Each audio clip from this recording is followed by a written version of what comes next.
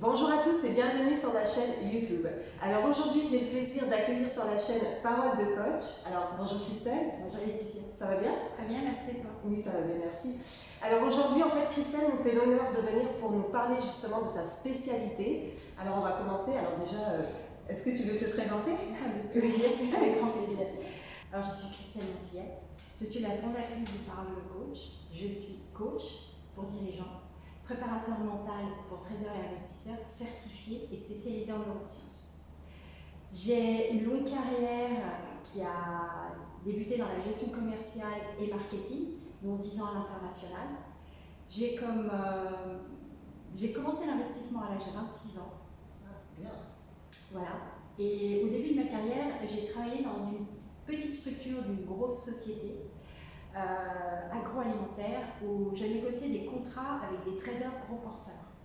Agroalimentaire? Agroalimentaire. Donc en fait, tu tradais ou tu négociais avec des traders, genre de la matière première Tout à fait. du type. Alors du type lait, poudre de lait, donc les gros clients étant Nestlé. Ok. Oui, voilà en quelques mots mon début de carrière. Ok, super, c'est intéressant. Alors justement, est-ce que tu pourrais nous expliquer qu'est-ce que c'est la neuroscience en termes simples? Tu fais ce que tu veux. Alors déjà, les neurosciences, c'est la science qui permet d'expliquer comment fonctionne le système nerveux. Ok. Moi, je suis spécialisée en neurosciences motivationnelles. Donc, les neurosciences motivationnelles, c'est l'étude et l'utilisation des dernières recherches sur le système nerveux et le cerveau au service de la motivation. Ok. On a tous entendu parler du cerveau droit et du cerveau gauche. Oui, très souvent d'ailleurs. Et bien maintenant, on va partir avec 4 cerveaux. Le cerveau droit, le cerveau gauche, le médian et le cervelet. Ok. Moi, on parle pas de. C'est vrai que de manière publique, on parle pas des deux derniers. Tout à fait. Et donc du coup, donc c'est l'harmonie entre les quatre. On va faire, voilà, il faut harmoniser ces 4 cerveaux.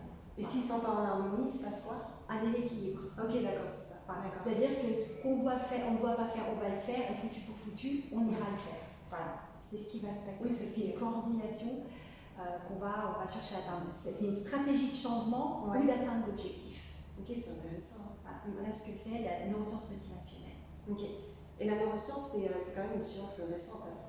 La neuroscience, c'est une science qui date depuis les années 90. Ouais, donc c'est quand même assez récent. Ouais. On est toujours dans la découverte, on est toujours dans la recherche, on avance, on découvre de plus en plus de choses intéressantes.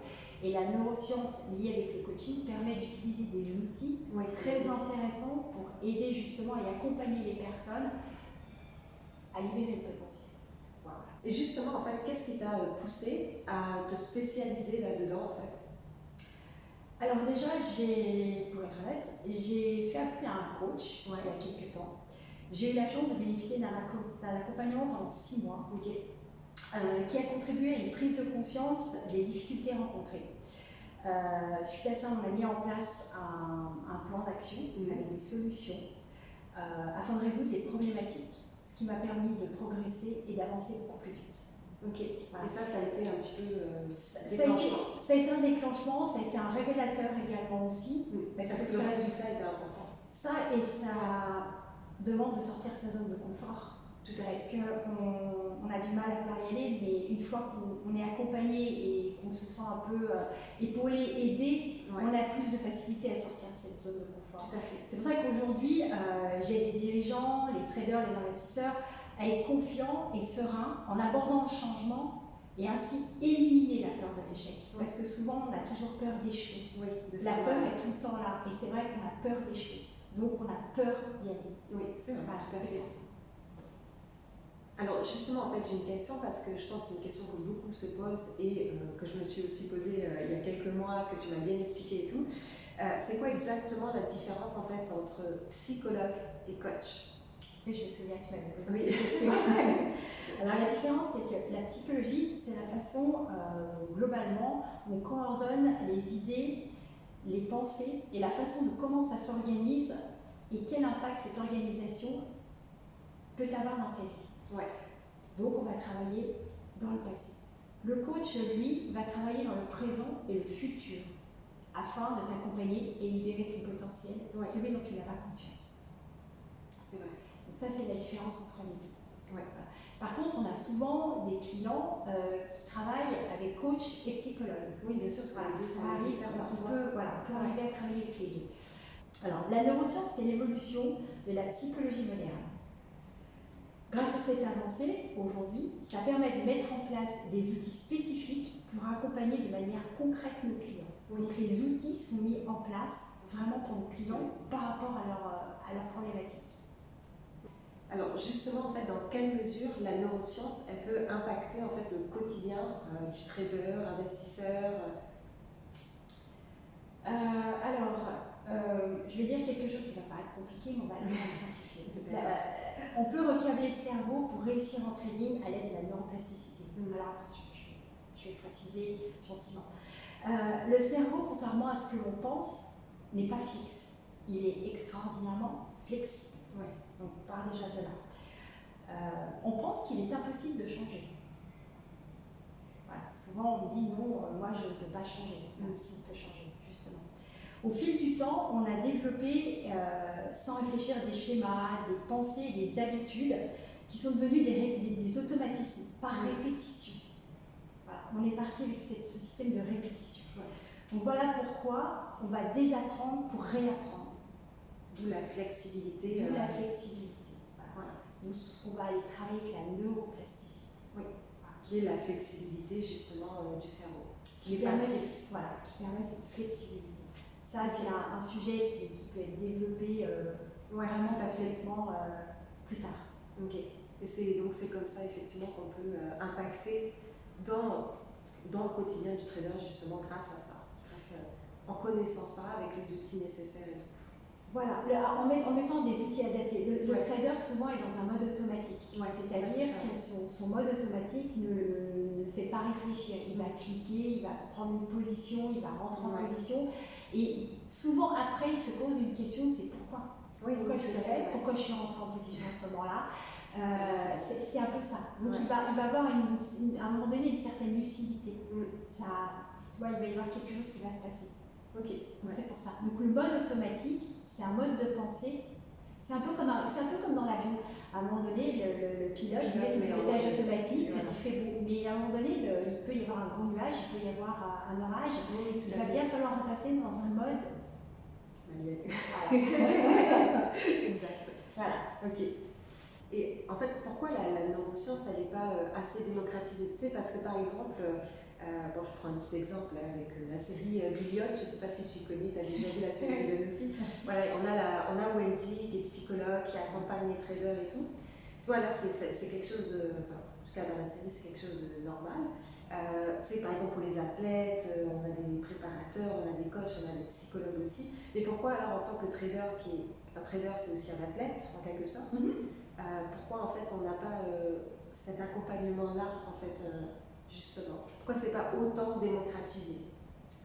Alors déjà on va parler de ton premier sujet avec Billion, c'est Wendy. Alors Wendy en fait est coach et elle coach elle sur les émotions. Les émotions génèrent les comportements. Donc voilà le travail de Wendy par rapport aux traders. C'est vraiment les émotions et les comportements qu'ils ont avec leurs émotions. Pourquoi la neuroscience n'est pas démocratisée ou suffisamment connue aujourd'hui? Simplement parce que c'est une science qui est très jeune encore, qui date des années 90-95, donc c'est jeune, c'est comme le Bitcoin, c'est ce qu'on disait tout à l'heure. Donc comme les gens ont très peu de connaissances, il faut faire une transition comme le Bitcoin et la crypto. Donc pour l'instant c'est une science qui arrive, mais dont on ne connaît pas encore assez les effets, tout simplement. Ce qui permet par contre, nous, avec cette science, de travailler sur des outils spécifiques pour accompagner justement nos clients. C'est ça qui est important. Parce qu'on va travailler sur le comportement. C'est-à-dire telle émotion va générer tel comportement. Telle croyance va aller chercher tel comportement. Donc nous, on va travailler avec ça. C'est pour ça. C'est vrai que c'est pas encore assez démocratisé, je vois. Après, on ne va pas comparer les traders français et les traders internationaux, c'est complètement différent. Beaucoup se font coacher. C'est vrai que les Américains, Canadiens, Anglais ont énormément de coachs. Ils ont des coachs. Oui, c'est pas du tout tabou, se faire accompagner, se faire aider, c'est pas du tout tabou. Non, pas du tout. Au contraire, on permet d'aller plus vite, on permet d'avancer. Tout à fait. On aide la personne, on ne lui donne pas la solution, on la fait réfléchir. C'est elle qui va travailler. Nous, on l'aide et on la fait réfléchir. On va parler de quelqu'un qui est coaché, et depuis des années, depuis qu'il est très jeune, c'est Teddy Riner. Si tu veux. Teddy Riner, depuis l'âge de ses 15 ans, il me semble que c'est ça, de ses 15 ans, il est accompagné par la même psychologue. Qui, elle, intervient lors de ses séances de préparation, qui lui pose des questions à des moments où elle voit qu'il ne passe pas à l'action comme il devrait passer à l'action, parce qu'elle le connaît très bien. Voilà.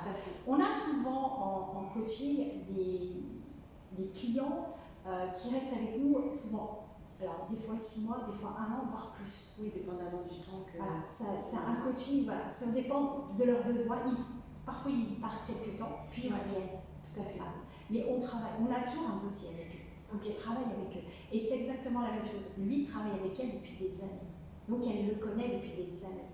Elle connaît vraiment ses gestes, elle connaît ses points forts, elle connaît ses points faibles. Elle sait comment articuler avec lui. Et c'est ça qui est impressionnant. Quand on la voit faire, et quand on la voit parler avec lui, c'est impressionnant. Quand on voit je sais pas, tu vois le personnage, et tu vois sa psychologue à côté, enfin sa psychologue coach, on va dire, parce qu'elle a les 2 casquettes, c'est juste impressionnant.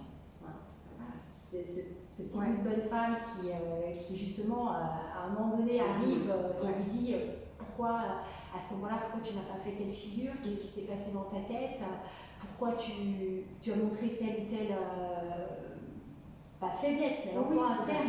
Et c'est impressionnant d'avoir fait justement avec lui. Et c'est ça qui est intéressant. C'est vraiment, c'est très intéressant. Voilà. Alors justement, on connaît la psychologie un peu universelle, tu sais, qu'on lit dans les livres, parce qu'on lit plein de livres de psychologie, on regarde des capsules, on regarde des podcasts, des conférences et tout. Et en fait, toi, qu'est-ce que tu en penses de ton côté justement de cette psychologie universelle? Je parle de psychologie universelle parce que c'est ce qu'on lit partout en fait. C'est la même chose qu'on lit partout. Oui. Alors moi je trouve ça très intéressant à lire, c'est au contraire, je vous engage à le lire, je vous engage à le faire, j'ai pas de souci avec ça. C'est très intéressant, je l'ai fait moi-même, j'ai lu aussi des livres sur la psychologie. Après, ça permet de mettre des mots sur des mots. Donc vous allez comprendre ce qui se passe. Par contre, on ne va pas vous aider à régler le problème. Voilà, vous allez l'identifier, mais on ne va pas vous aider à le régler. Tout à fait. Par contre, faire appel à une personne pour vous aider, on va aller vraiment chercher vraiment ce qui se passe. Comprendre et conscientiser là où ça ne va pas. Là où il y a dans l'engrenage le petit caillou qui est là et qui vous empêche de passer au niveau supérieur. Donc voilà. C'est un petit peu l'exemple, on va rebondir dessus, l'exemple que tu as donné avec Teddy Riner, l'accompagnement par exemple aussi dans Billion, de Wendy ou autre. C'est vraiment ce petit détail-là qui te permet en fait de pouvoir mieux avancer après. Tout à fait. Voilà, c'est ça. Mais ce qui est vraiment, c'est vrai que les livres, il y en a de plus en plus des livres sur la psychologie en trading, vous en avez en français, vous en avez en anglais. Tout à fait. Ils sont tous, je ne vais pas dire qu'ils sont parfaits, mais ils donnent tous vraiment des grandes lignes de ce que vous vivez dans le trading. On se revoit dedans, les biais cognitifs, on se revoit tous dedans. C'est vrai. Voilà, le stress, la détresse, tous ces biais, toutes ces émotions, l'échelle des émotions, les montagnes russes des émotions, ça, il n'y a pas de souci. On les voit, on les lit, on les voit, on les vit. Mais comment est-ce qu'on fait pour pouvoir justement travailler avec et puis passer au niveau supérieur? Comment est-ce qu'on fait pour comprendre tout ça? Parce que c'est vrai que quand ça vient nous chercher, puis ça, on n'en parle pas aussi. C'est bien beau de lire, comme tu dis, on met des mots sur des mots, mais si on ne travaille pas aussi, il n'y a pas quelqu'un pour nous aider justement à régler ça, on ne va pas sortir de ça. C'est pas juste en mettant des mots sur des mots. Des mots sur des mots, c'est la conscientisation, on va dire ça comme ça. Une certaine conscientisation. Voilà, une certaine, mais c'est pas suffisant. Non, parce que vous n'allez pas aller, vous allez dire, bon ok, voilà, c'est exactement moi, ce que j'ai là, mais vous n'allez pas vous dire, mais comment est-ce que je peux faire maintenant pour régler tout à fait ça. Et c'est ça qu'il va falloir, c'est là où il va falloir se pencher. Alors c'est vrai que souvent, il y a certains livres en psychologie où on vous donne des petits, on va dire des petits homework, des petites idées pour justement vous aider. Moi, je sais que la plupart du temps, aux traders et investisseurs, je leur conseille quand on commence le coaching, de noter tous les comportements qu'ils ont, justement, qu'ils soient positifs ou négatifs. Et justement, en les notant tout le temps, au fil du temps, on finit par s'apercevoir les comportements dominants, ceux qui sont récurrents, sur lesquels il va falloir vraiment qu'on travaille. Et ce qui est important. Oui, exactement. C'est pour ça que c'est important de faire ça aussi. Oui, c'est un travail essentiel. Pour aller au next step, il n'y a pas le choix, il faut passer par là. Tout à fait.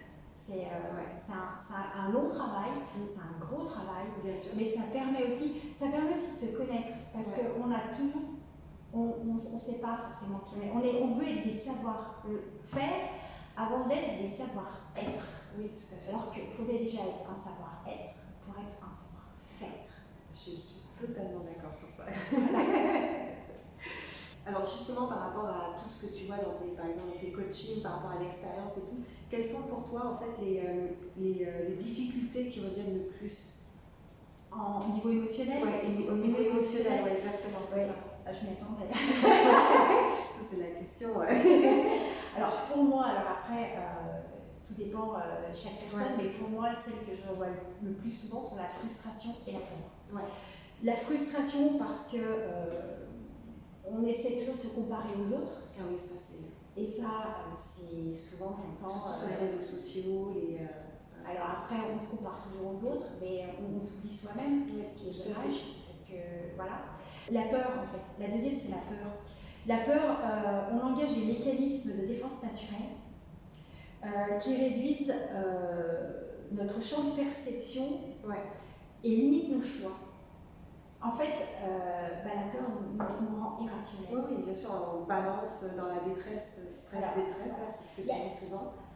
Le stress, il y a deux façons de le voir. Il y a le stress qui peut être moteur, qui va donner de l'adrénaline, et qui, voilà, c'est un bon stress, on va dire ça comme ça. Et il y a le deuxième effet du stress qui va aller en détresse.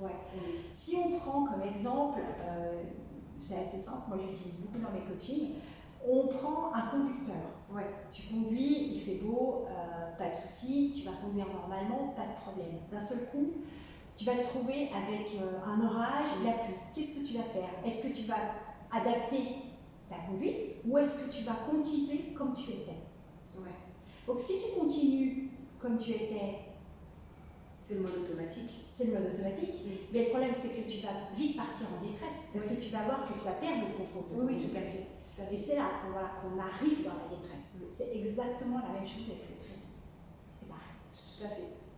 Donc, le stress rend irrationnel. Vraiment. Alors, il n'y a pas que dans le trading. Non, dans la vie en général. C'est sûr.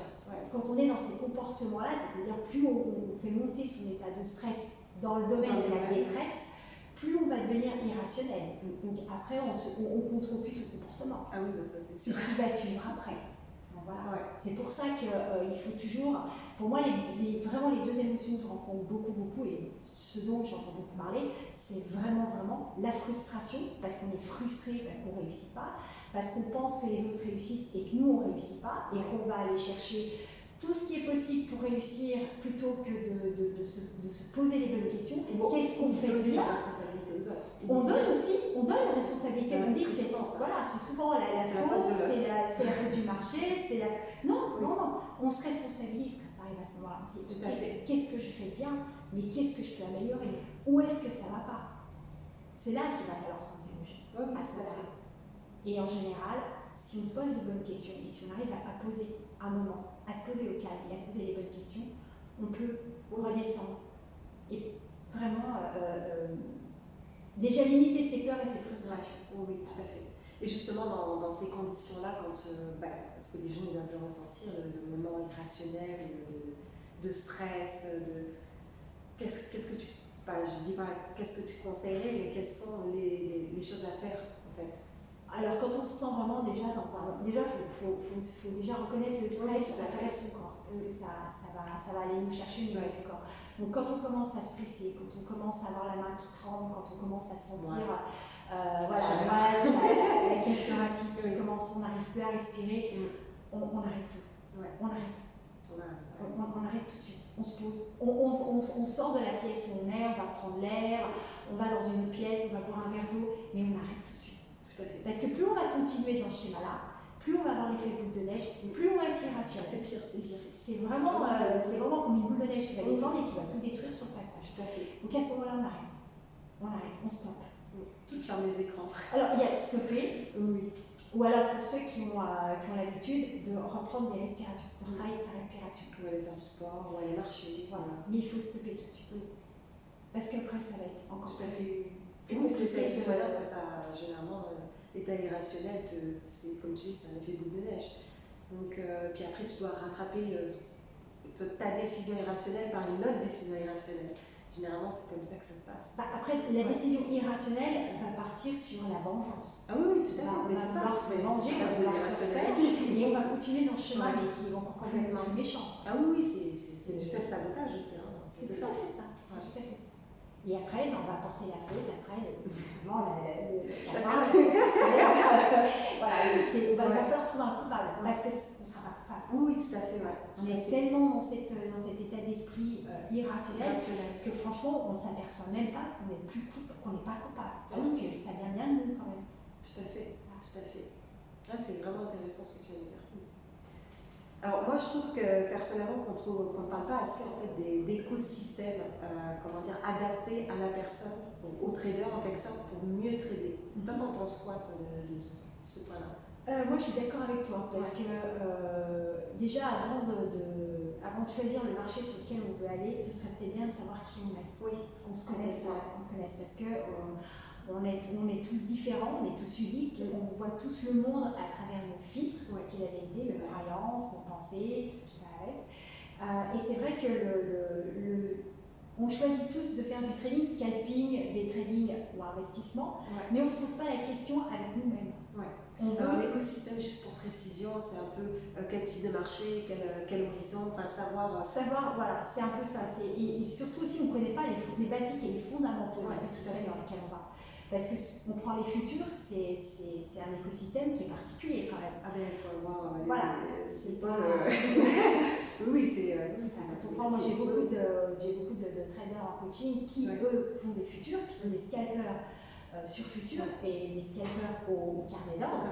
Donc ça demande encore plus au niveau des émotions. Donc c'est vrai que ça va chercher. Si on ne connaît pas son écosystème, si on ne connaît pas on va dire avec quoi on va jouer, tout à fait.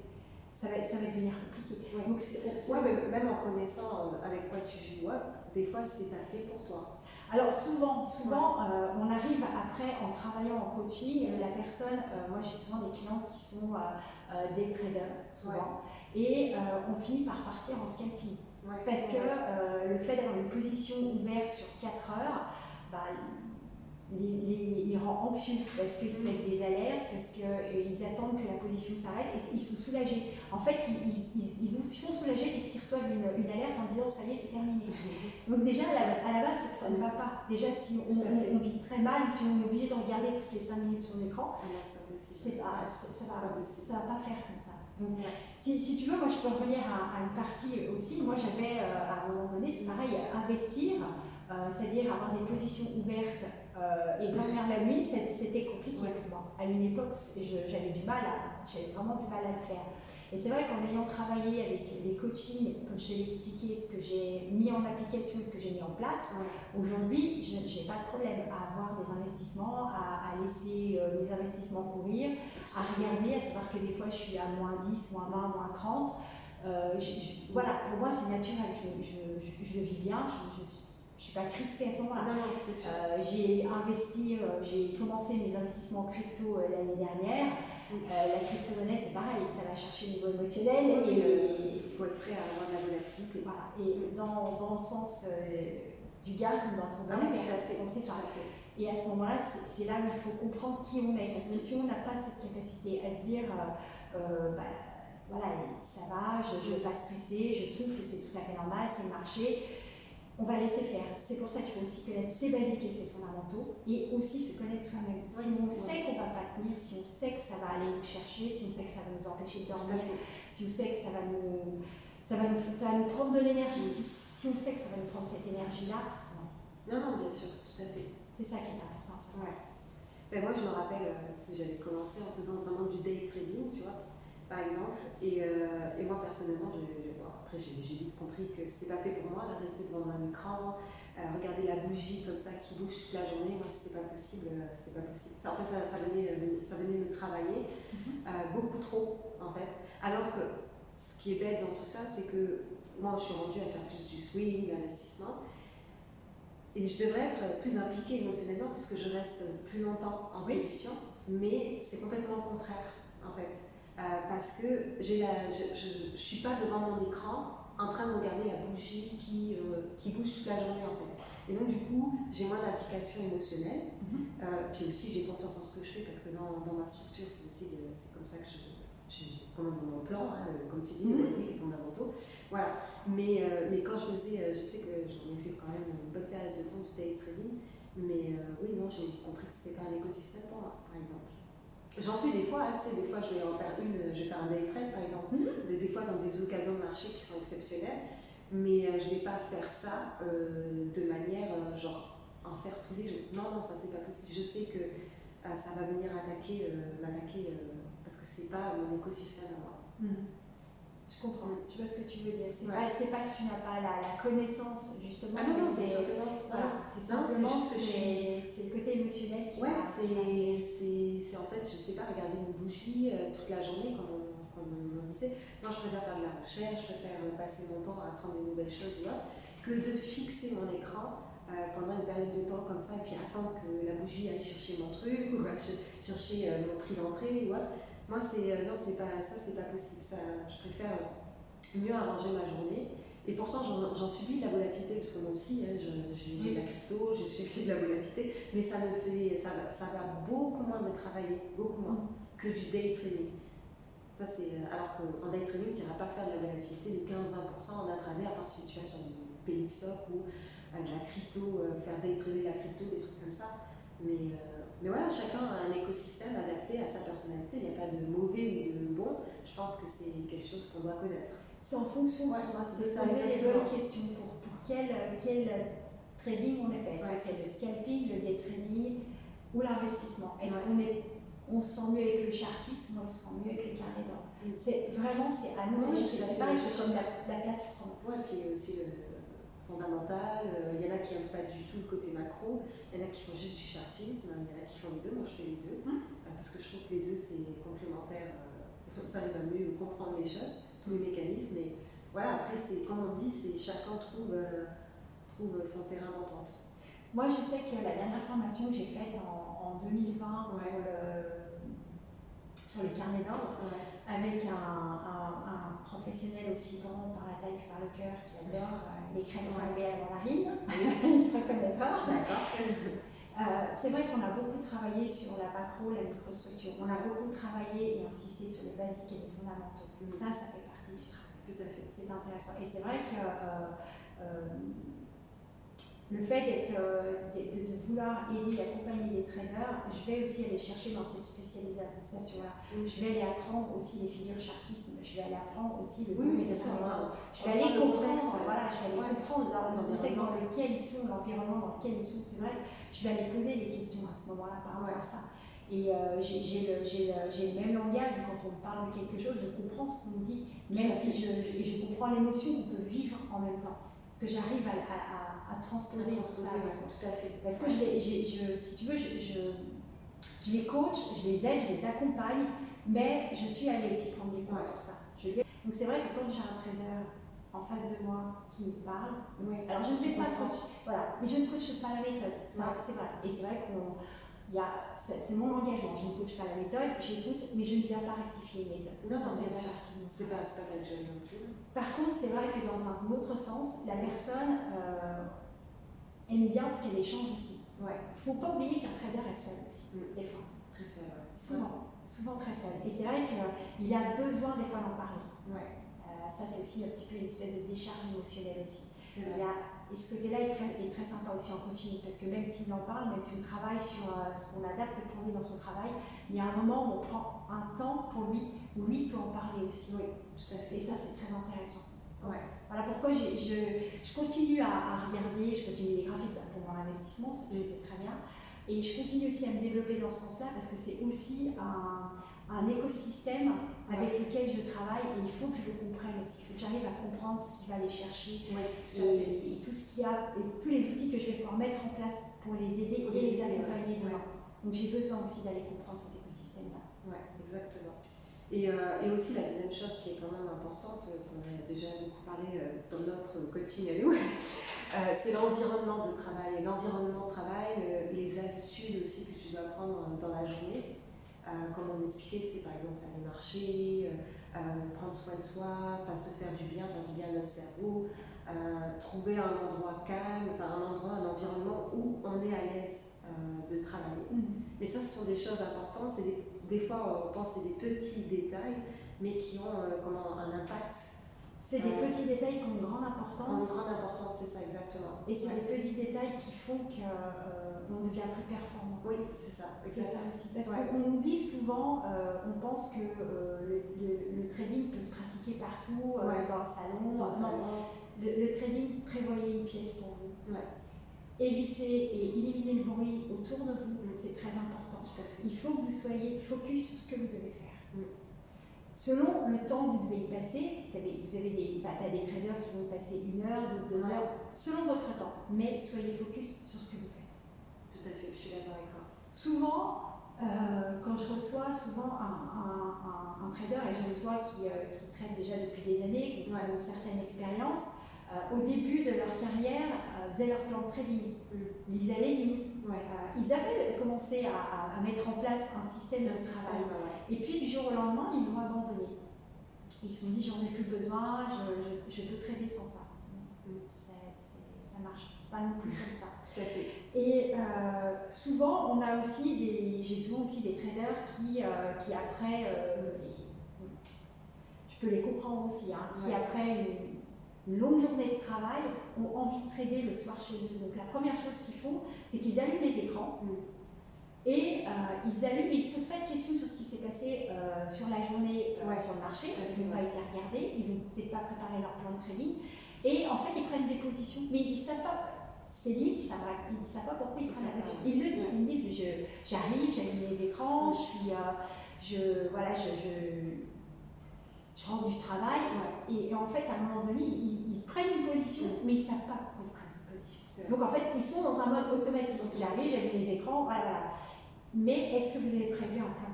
Donc je peux comprendre qu'il y en a beaucoup qui traînent à côté de leur travail. Donc ça c'est vrai. Et vous tradez souvent les marchés, les fermetures. Exactement. Donc voilà. Dépendamment où tu te localises sur la planète. Souvent, alors il y a ça, il y a aussi, j'ai aussi des cas avec des traders aussi, quand j'arrive, je leur fais comprendre, si vous avez passé un moment une mauvaise communication, vous êtes en guirlandais avec votre épouse, votre patron, quoi que ce soit. Très bien. Ne tradez pas. C'est sûr. Ou alors, allez faire un peu de sport avant, faites quelque chose, mais ne tradez pas. Sortez de ce mode automatique avant de recommencer à trader. Tout à fait. Il y a beaucoup de personnes ne comprennent pas tout de suite, mais quand on travaille en coaching, ils arrivent après à comprendre ça. Parce qu'on va le travailler, on va le mettre dans le plan d'action à faire. C'est ce qu'on disait quand on travaillait par rapport à certaines choses. On va le mettre dans le plan d'action et ça va changer leur façon de voir les choses. Tout à fait. C'est parfait.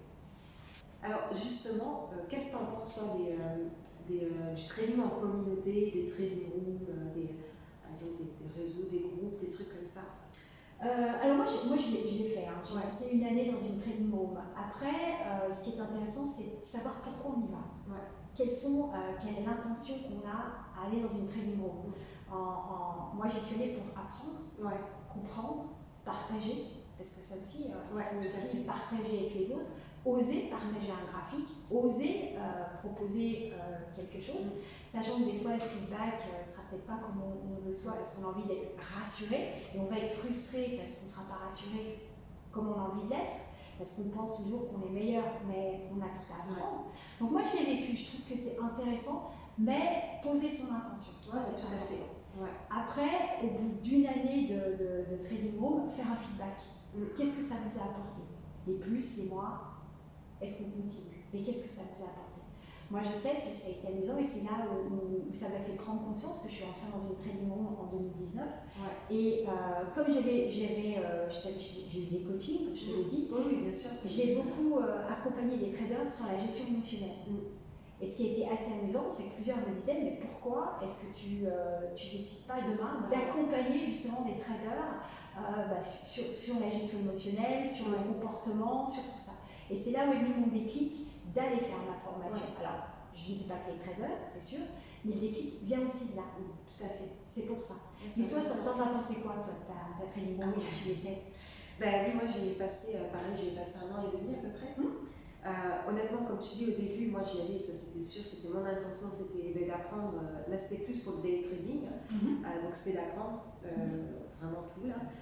Et puis donc ça a été très instructif. Honnêtement, c'était une nécessité quand j'ai commencé parce qu'on se sent entouré, on se sent tu vois, encadré, on se sent pris en charge pour le début. Parce qu'on, mine de rien, au début, on ne sait pas grand-chose. Donc voilà, on se sent pris en charge et tout.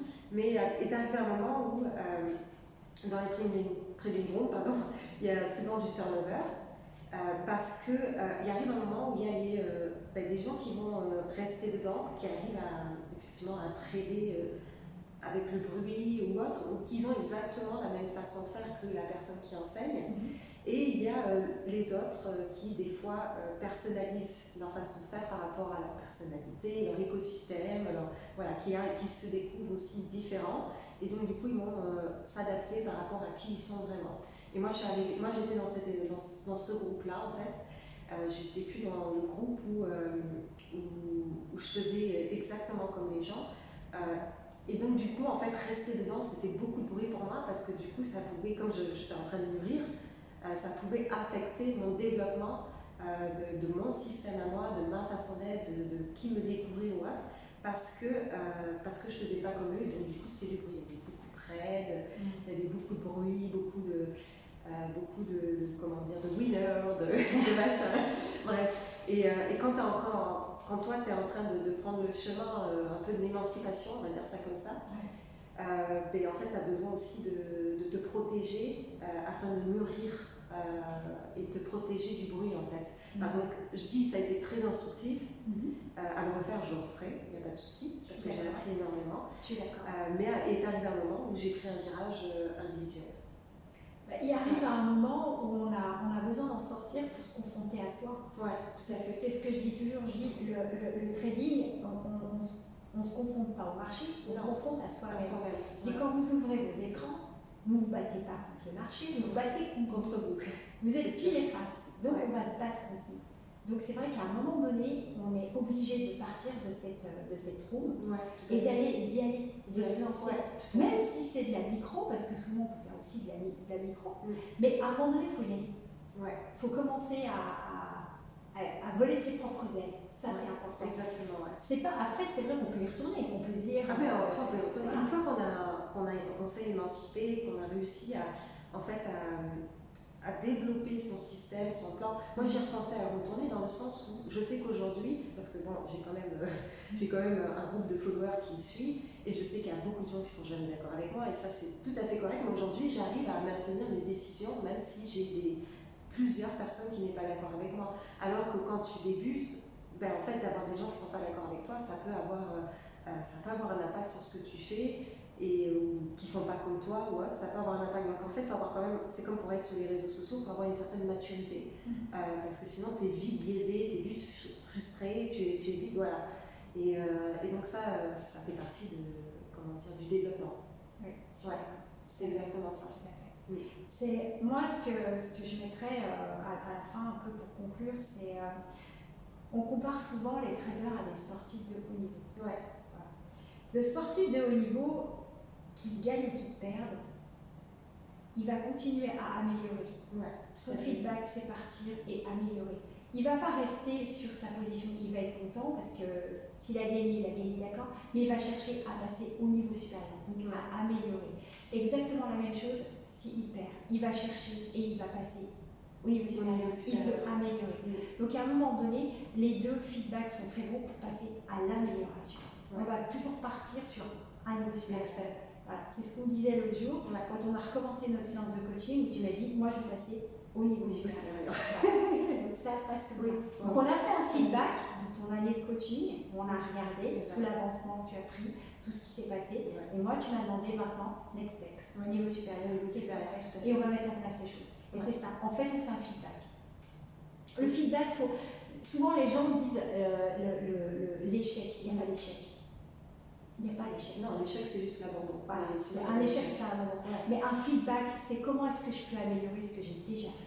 Quand c'est une réussite, qu'est-ce qu'on peut faire de mieux? Qu'est-ce qu'on peut faire de plus? On rajoute quelques pourcentages. Et c'est pareil, quand ça ne s'est pas bien passé, on analyse pourquoi ça s'est mal passé. C'est vrai. Et c'est pareil. Je suis d'accord avec toi. On va chercher. Mais on n'arrête pas, on n'abandonne pas. C'est comme ça qu'on s'améliore. C'est toujours comme ça qu'on s'améliore. Bien sûr, ben, les échecs, ça fait partie de la game. Pour moi, ça arrivera même au bout de 15 ans, 20 ans d'expérience que tu te trompes, ça arrivera tout le temps. Hein. Moi, je connais des gens qui traînent depuis 20 ans, 30 ans et qui se trompent encore aussi, ça fait partie de la game, mais ça te permet de te remettre en question, ça te permet de ne pas rester fixe et puis, genre, au statu quo, en fait. Ça te permet d'évoluer en même temps que le marché évolue, parce que le marché évolue aussi, donc en fait, il faut évoluer aussi avec le marché. Et donc, pour évoluer avec le marché, des fois, on se prend des claques, parce que des fois, le changement, ça prend une claque, pour la conscientisation et tout. C'est ça. Donc voilà, c'est tout un processus, mais oui, pour moi, il n'y a pas d'échec jusqu'à l'abandon. L'abandon, c'est un échec. L'abandon, c'est un échec. Moi, ce que je dis toujours, c'est soyez les créateurs et non victimes. Ouais, c'est ça, exactement. Sortez de ce côté, je suis victime, je ne peux pas y arriver, non. Soyez pas victime, soyez créateur. Partez de l'autre côté, soyez pas en mode automatique. Mettez-vous dans un mode adaptatif et créatif. Il y a trouvez vos solutions et trouvez-les. Écrivez-les, trouvez-les et allez-y. Tout à fait. Et ça va marcher comme ça. C'est posez-vous les questions. Posez-vous les bonnes questions. Mais questionnez-les, c'est ce que je dis toujours. Les questions, c'est là pour faire avancer. C'est comme ça. Alors, les questions, ça peut déranger, mais c'est là pour faire avancer. Oui, c'est là pour faire avancer. Ça, je suis totalement d'accord. Et je ne sais pas si tu es d'accord avec moi, mais en coaching, on ne pose pas beaucoup de questions. Non. C'est nous qui nous posons les questions. Oui, non, c'est sûr, c'est un travail. C'est ça que j'ai aimé parce que, pour précision, hein, vous l'avez certainement compris, Christelle, on a travaillé ensemble toute une année, toute l'année 2021. Donc déjà, merci Christelle pour tout ce que tu m'as apporté, parce que ça a été un grand bien personnel. Aussi, ça a eu un impact important dans mes performances aussi cette année, en 2021, parce que tu m'as appris à mieux me connaître aussi, puis à mieux m'adapter à mon environnement, parce que mon écosystème, je l'avais un petit peu, mais mon environnement, mes habitudes, quand on dit se faire plaisir, bien se parler, se poser des bonnes questions. Donc voilà, parce que Christelle pose beaucoup, elle va vous poser beaucoup de questions. C'est exactement ça. Et c'est pour ça que tu n'es pas là à trouver à lâcher la solution. Tu es là pour que la personne se pose des questions, les bonnes questions en fait, pour trouver la solution. On a tous 80% de son potentiel. Le coach va sortir les 20% qu'on n'arrive pas. C'est ça, exactement. Tout simplement. Exactement. Et on va travailler ensemble, et c'est vrai que c'est ce qu'on a fait. Les questions sont là, les homeworks sont là, et on a avancé comme ça. Oui, tout à fait. Oui, il y en a eu des homeworks. Ça ne s'est pas fait comme ça. Non, c'est ça. Donc, il faut être prêt. C'est surtout ça aussi. C'est un investissement, mais c'est un investissement qui fait grandir. Oui, tout à fait. Moi, je l'ai vécu, tu l'as vécu. Ah oui, vrai que ça a été révélateur. D'ailleurs, j'ai beaucoup d'amis autour de moi qui me connaissent personnellement, qui ont vu le changement, le virage un petit peu quand même qui a été, même ma mère, qui me connaît quand même possible, m'a clairement dit qu'elle a ressenti un changement quand même assez grand. Dans ma façon de faire au quotidien, mais autant en tant que personne que dans mon travail. En général, ça n'a pas dans les deux. Oui, parce que quand on travaille sur le changement, on va travailler sur une problématique, un objectif. Ça va être personnel ou professionnel, et ça va rééquilibrer l'autre. On va travailler un petit peu sur les deux. Donc le professionnel va rééquilibrer le personnel. Donc ça va travailler au bout d'un moment, on va travailler sur les deux. C'est tout à fait logique. Oui, c'est tout à fait vrai. Ok, en tout cas, merci d'avoir fait ta première interview avec moi. avec moi sur ta chaîne. Ça a été super, ça va aider aussi beaucoup, ça va ouvrir les esprits aussi par rapport à la neuroscience, par rapport à l'impact que ça peut avoir aussi. Et puis, je te remercie beaucoup d'avoir pris le temps justement d'être ici aujourd'hui. Je t'en prie, c'est un plaisir. Ben oui, et on refera certainement quelque chose ensemble. C'est ça. Ben, merci beaucoup. Je t'en prie, Laetitia, merci à toi. Merci. Et puis, bonne continuation à Dubaï. Ben oui, c'est ça. Et puis à demain pour le brunch. Ben à demain pour le brunch.